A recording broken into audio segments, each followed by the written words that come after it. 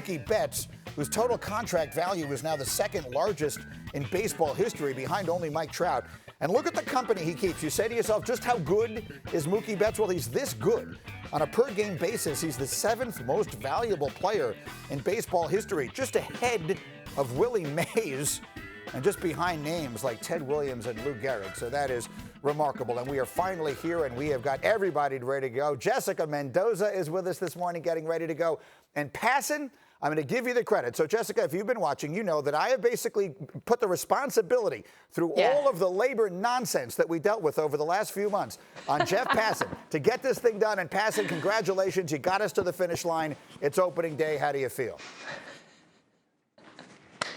I feel like a champion, Greeny. I feel like I have run a marathon. I feel like we're finally here. There is finally going to be baseball. And like it took long enough. You know, it took a really long time to get here. And there were some moments, honestly, I didn't think it was going to happen, both because of the labor stuff. There were moments I didn't think it was going to happen because of the coronavirus. And the season is still in peril. We have a team, Greeny, that does not have a home right now. Yeah. And baseball's starting today. We might have expanded playoffs in 2020. And baseball is starting today, and that is still undecided. So this is just such a whirlwind of a year right now, and it hasn't actually started yet. Like, there hasn't been a single game of consequence played. Right, but I will take all of these conversations over the ones that we've been having. So, Jessica, let me come to you here, because Jeff just used the word marathon, and that's what baseball usually is. This year, it's a little bit of a sprint. So what would you expect fans to see that is different? How do you think the games will be managed and played differently based on the fact that there will be 60 instead of 162? It's all going to be different, Greeny. This is why I get so geeked up about this season. Every single game, just from a strategy standpoint, the fact that every single game is going to matter in a way that we haven't seen. An injury, the significance of being out for a week, for 2 weeks.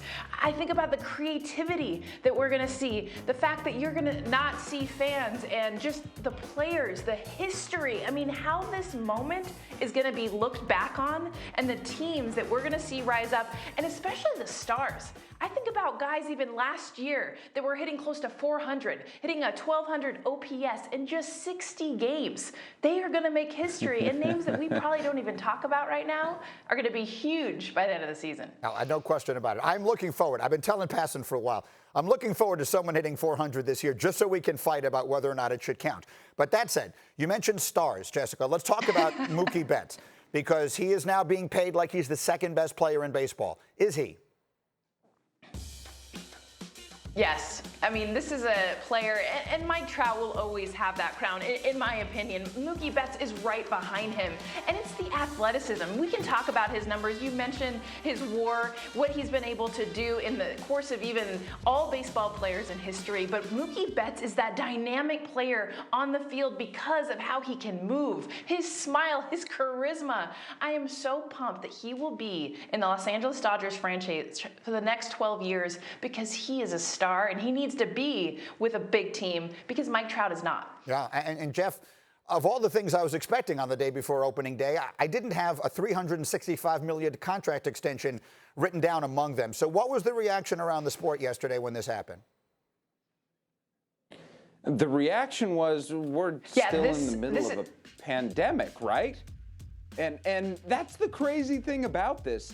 Nobody, and I mean nobody, outside of Mookie Betts and the Los Angeles Dodgers thought that there were going to be contract extensions at this point. You haven't seen any other ones. I mean, if you look at free agency right now, players who are going to be free agents this upcoming offseason, Greeny, they're worried that the landscape is going to be barren. So Mookie Betts getting $365 million on top of the $27 million he's getting already gives them hope, and gives hope to the Francisco Lindors of next year, and gives hope to the Cody Bellingers going forward, that teams aren't going to say, well, hey, we're in the middle of this pandemic and we just don't have any money, because clearly they had $400 million for Mookie Betts. Absolutely. Jessica, let me give you the quick final word here. Are we seeing the World Series teams tonight? We have the Yankees in the opener. We have the Dodgers in our nightcap. Are we seeing your two World Series picks tonight on ESPN? No way. Of course not. Are you kidding me? Can we predict that? And not the fact that we have the defending champs and the Dodgers. We're going to see two teams we can't even talk about right now, that we can't even predict, because that's this year. What was the reaction you heard around the sport yesterday to the Mookie Betts contract that comes down the day before the start of the season, a $365 million extension? Greeny, people with other teams were absolutely shocked by the timing of this. Given what's going on with COVID, given the fact that they don't even know when there's a vaccine that's going to come in, they don't know when fans are going to be in the stands. And so there was a surprise that the Dodgers spent this kind of money at a time when there's so much uncertainty. Look, Mookie Betts is a respected player. Everyone knows why the Dodgers want to keep him. But the expectation had been among other teams that they would wait and play it out into the offseason. And the thought is that maybe they were far down the road in terms of talking about an extension when COVID shut down the sport.